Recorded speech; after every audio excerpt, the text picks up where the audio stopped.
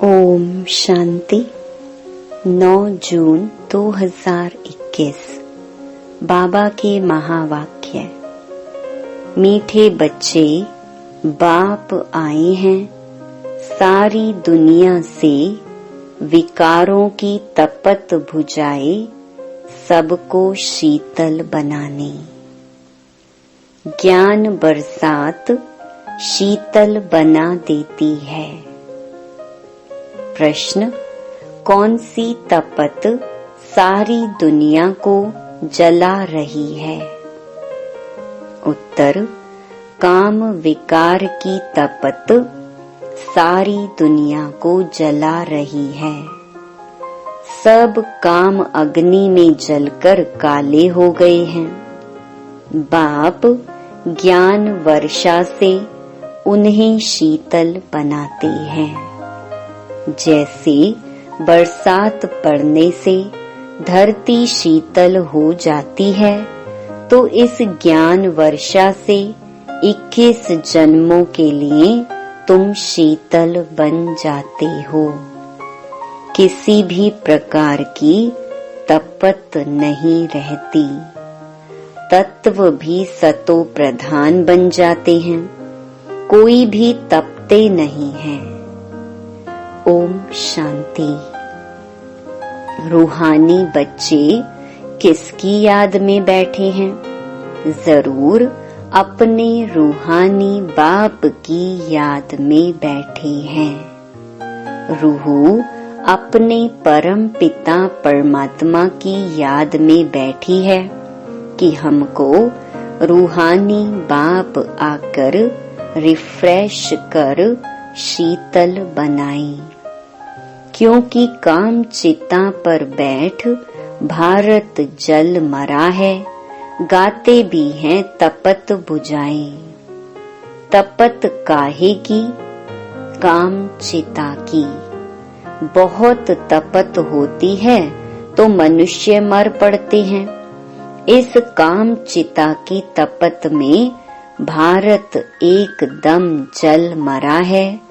इसीलिए बाप को याद करते हैं कि आकर शीतल बनाओ। बरसात पड़ने से शीतलता हो जाती है, धरती शीतल हो जाती है। यह तो बरसात है ज्ञान की। एक ही बार आकर इतना शीतल बनाते हैं, इतना सब कुछ दे देते हैं जो सतयुग में कोई भी चीज की उत्कंठा नहीं रहती है। आधा कल्प उत्कंठा में रहते आए हो, बाबा आकर शीतल बनाओ। पतित पावन बाप आकर हमको शीतल बनाए। इस ज्ञान वर्षा से भारत अथवा सारी दुनिया शीतल हो जाती है।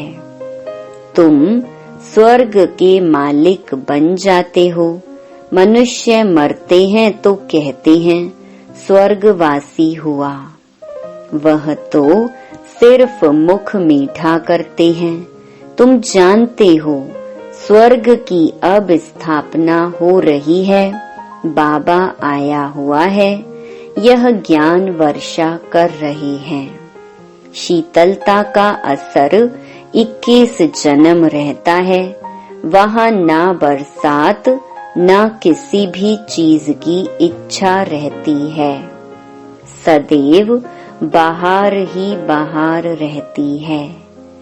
वहाँ कोई भी प्रकार का दुख नहीं रहता।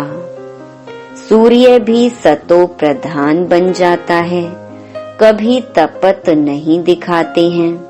तुम सारे विश्व के मालिक बन जाते हो। अभी तो गुलाम है ना।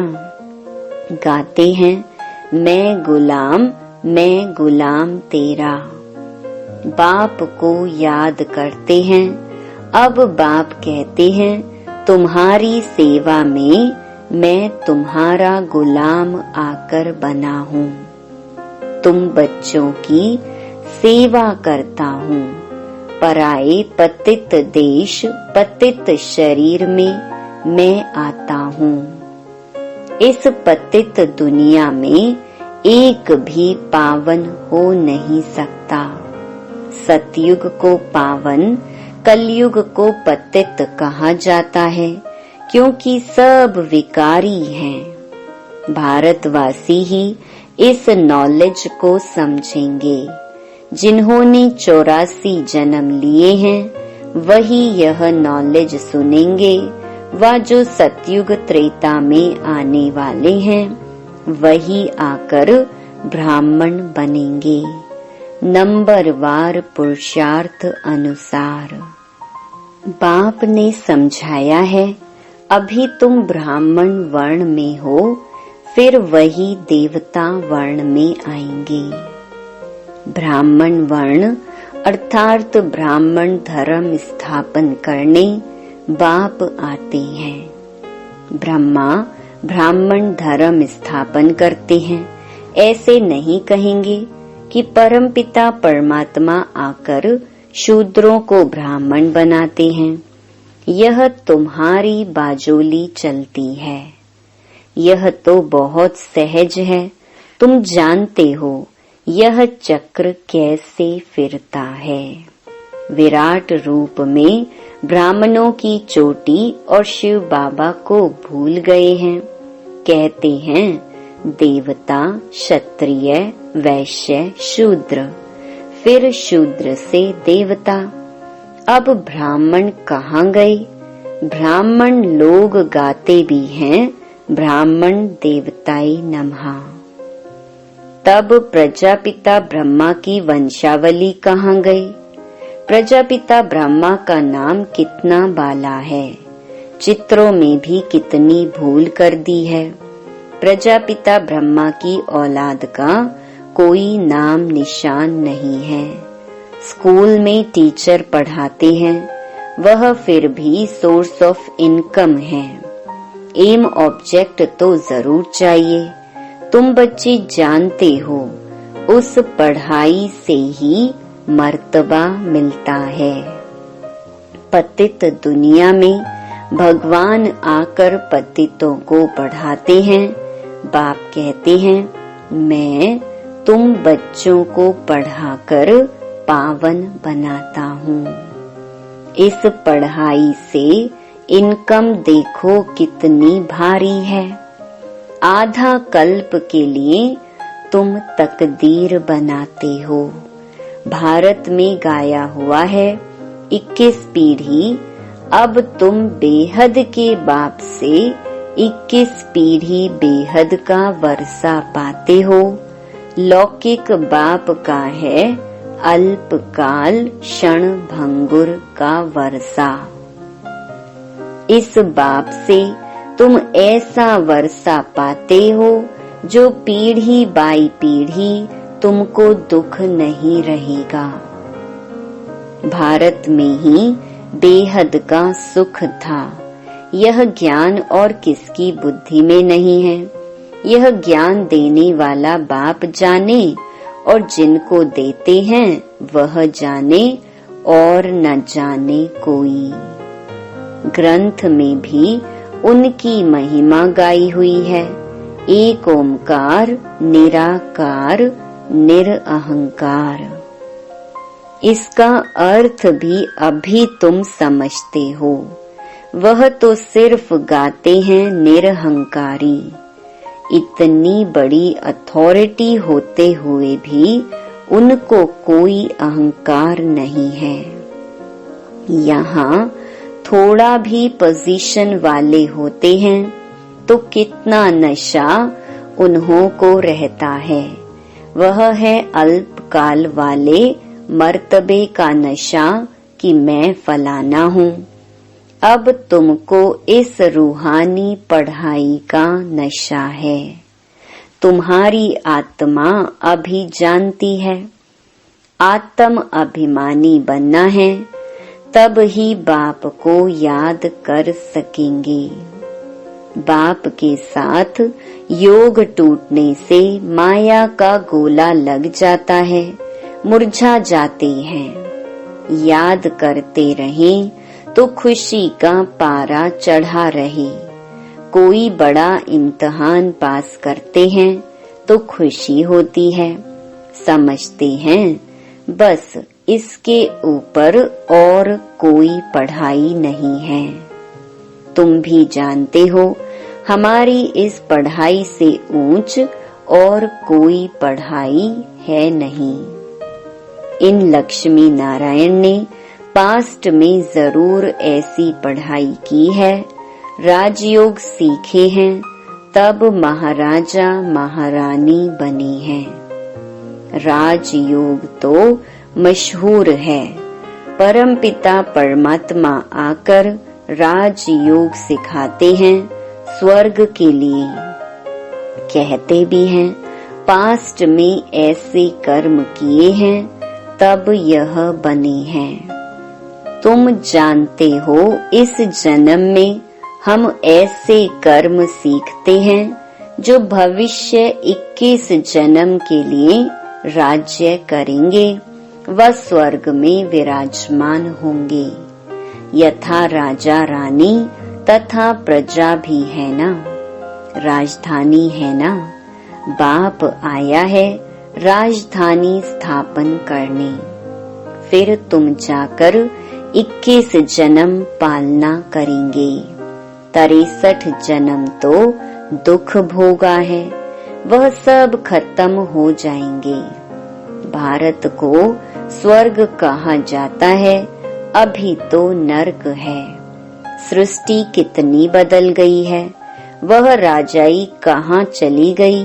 रावण राज्य शुरू होने से फिर तुम पतित बन जाते हो।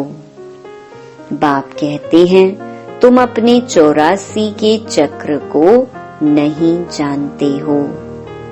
अभी तुम बच्चों को बार बार समझाया जाता है, तुमने 84 जन्मों का चक्कर पूरा किया है, अभी तुम्हारा यह अंतिम जन्म है। अब फिर से अपना वर्षा लेना है, तुमको मुक्ति धाम में बैठ नहीं जाना है। तुम्हारा ऑल राउंड पार्ट है। ऐसे बहुत हैं जो सतयुग से लेकर द्वापर कलयुग तक भी मुक्ति धाम में रहते हैं। ऐसे नहीं कहेंगे यहाँ आने से मुक्ति धाम अच्छा है, वह तो मच्छरों सदृश्य हो गया, आया और यह गया। मनुष्यों की महिमा गाई जाती है, यह मंदिर किसके हैं? जो शुरू से लेकर पार्ट बजाते आए हैं, उन्हों के ही यादगार बनते आए हैं। पिछाड़ी में जो आते हैं उन्हों का यादगार है क्या? कुछ भी नहीं। तुम्हारा कितना भारी यादगार है, सबसे जास्ती तुम पार्ट बजाते हो। तुम अपनी प्रारब्ध का टाइम पूरा कर जब भक्ति मार्ग में आते हो, तब फिर तुम्हारा यादगार तथा शिव बाबा के मंदिर बनने शुरू होते हैं। फिर और धर्म आते हैं, उन्हों का धर्म स्थापन होता है। तुम अपनी हिस्ट्री ज्योग्राफी भी जानते हो और सब धर्म वालों की भी जानते हो। 84 जन्मों की सीढ़ी है। पहले हम स्वर्ग में आते हैं, फिर उतरते कैसे हैं, यह तुम्हारी बुद्धि में है। हर एक जन्म में भिन्न नाम रूप वाले मित्र संबंधी आदि मिले हैं। यह सब ड्रामा में तुम्हारा पार्ट पहले से ही नोंधा हुआ है। यह बेहद का ड्रामा है जो हूबहू रिपीट होता है। तुम जानते हो हम 100 देवी देवता थे जो 84 जन्म ले शूद्र बने। फिर हम 100 देवी देवता बनते हैं। मनुष्य तो कह देते आत्मा 100 परमात्मा।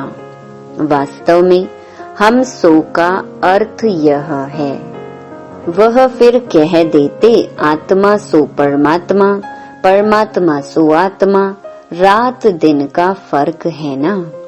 तुम अभी इन सब बातों को जानते हो, तुम अभी पांडव बने हो। कौरव पांडव भाई भाई थे ना, अभी बाप मिला है तो तुम कौरव से पांडव बने हो। बाप तुमको दुख से लिबरेट कर गाइड बन ले जाते हैं। घर का तो किसको पता नहीं है। वह कहते हैं आत्मा ब्रह्म में लीन हो जाएगी तो घर थोड़े ही ठहरा, घर में तो रहा जाता है। उनको इनकॉर्पोरियल वर्ल्ड कहा जाता है। अभी तुम बच्चे जानते हो हम निराकारी आत्मा निराकार वर्ल्ड में बिंदी मिसल निवास करते हैं। वहाँ भी निराकारी झाड़ है, यह ड्रामा बना हुआ है।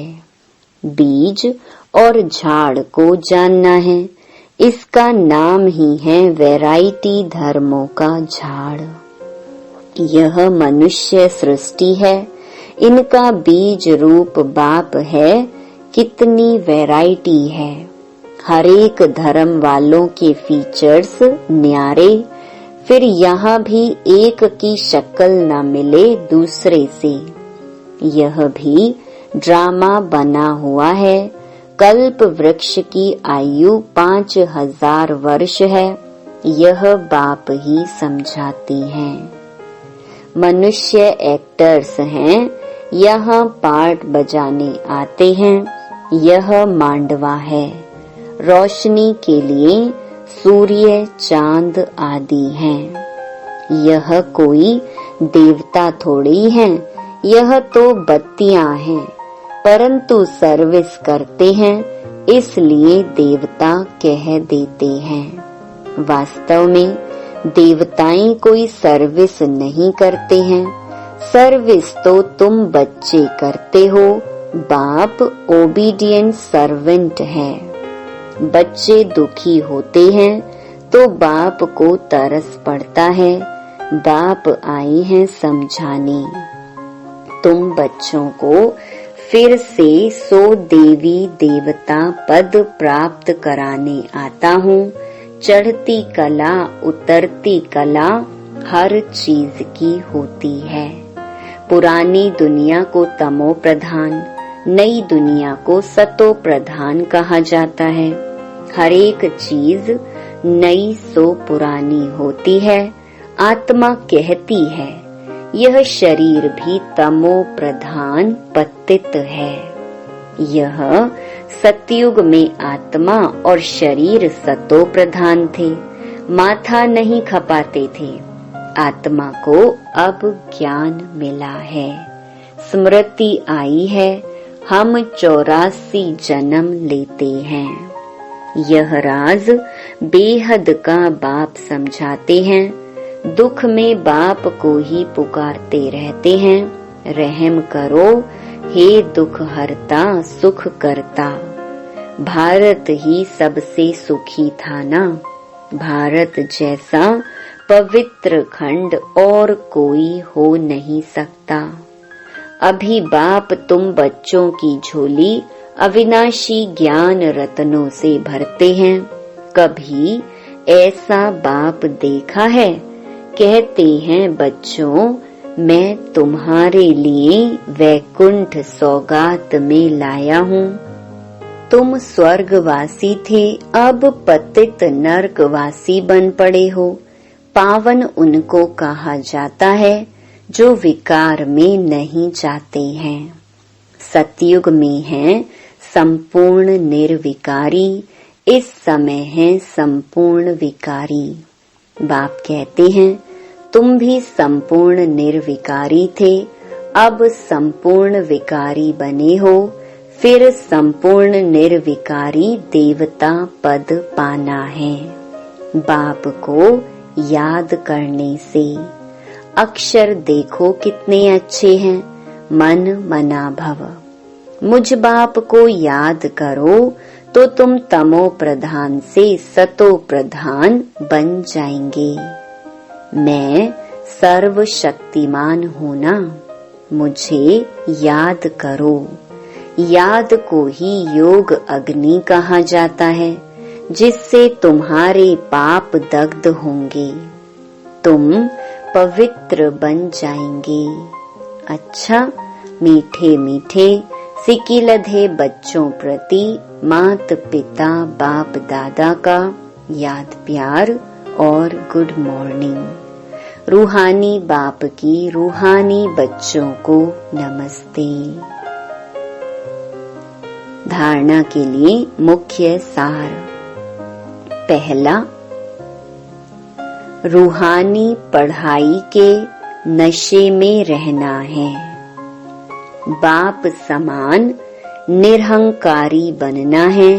पोजीशन आदि का अहंकार नहीं रखना है। दूसरा, अपनी झोली ज्ञान रत्नों से भरनी है। संपूर्ण निर्विकारी बन देवता पद पाना है। कभी भी मुरझाना नहीं है। वरदान, सर्व आत्माओं के पतित संकल्प व वृत्तियों को भस्म करने वाले मास्टर ज्ञान सूर्य भव। जैसे सूर्य अपनी किरणों से किचड़ा गंदगी के कीटाणु भस्म कर देता है, ऐसे जब आप मास्टर ज्ञान सूर्य बनकर कोई भी पतित आत्मा को देखेंगे तो उनका पतित संकल्प, पतित वृत्ति व दृष्टि भस्म हो जाएगी। पतित पावनी आत्मा पर पतित संकल्प वार नहीं कर सकता। पतित आत्माएं पतित पावनियों पर बलिहार जाएंगी। इसके लिए माइट हाउस अर्थात मास्टर ज्ञान सूर्य स्थिति में सदा स्थित रहो। स्लोगन, अपने धारणा स्वरूप से योगी जीवन का प्रभाव डालना, यह बहुत बड़ी सेवा है। ओम शांति।